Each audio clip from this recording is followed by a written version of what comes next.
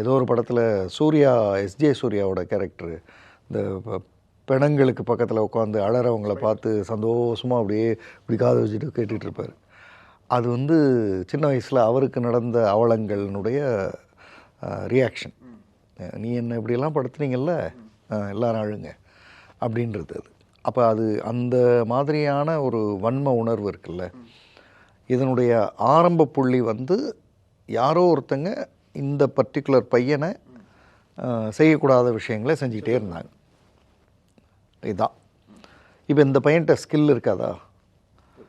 இருக்கும். நீங்கள் இந்த படத்துலேயே பார்த்தீங்கன்னா அந்த ஃபஸ்ட்டு வந்து அந்த சீரீஸில் அந்த போலீஸ் வந்து பிடிச்சிட்டு வந்து உட்கார வைக்கும்போது அந்த பையன், அதாவது அந்த பையன் அந்த கேரக்டருக்கு ரெண்டாவது வருவோம்.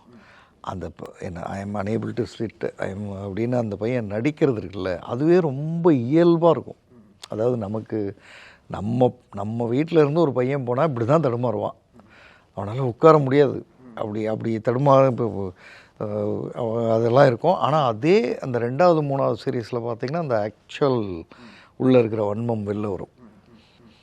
அந்த போலீஸ் வந்து ஒருத்தங்க உட்காருன்னு சொன்னால் உட்காராமல் எந்திரிச்சு பேசுகிறது, அதெல்லாம் வந்து டோட்டல் வெர்ஷன், வித்தியாசமான வெர்ஷன்.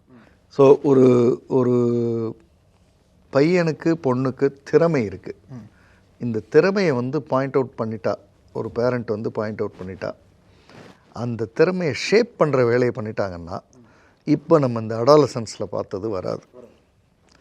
ஆனால் நம்ம இதனுடைய ரிவர்ஸ் என்ன பண்ணுறோன்னா, திறமைக்கு அகெயின்ஸ்டாக அந்த பையன்ட்டு இருக்கிற வேறு ஏதோ ஒரு விஷயத்தை, அது ஃபிசிக்கலாக இருக்கலாம், மென்டலாக இருக்கலாம், ஒரு உடல் குறைபாடு இருக்கலாம், பேச்சில் ஒரு குறைபாடு இருக்கலாம், இதையெல்லாம் அப்யூஸ் பண்ண ஆரம்பிப்போம். அதுதான் வந்து வன்மமாக மாறும்.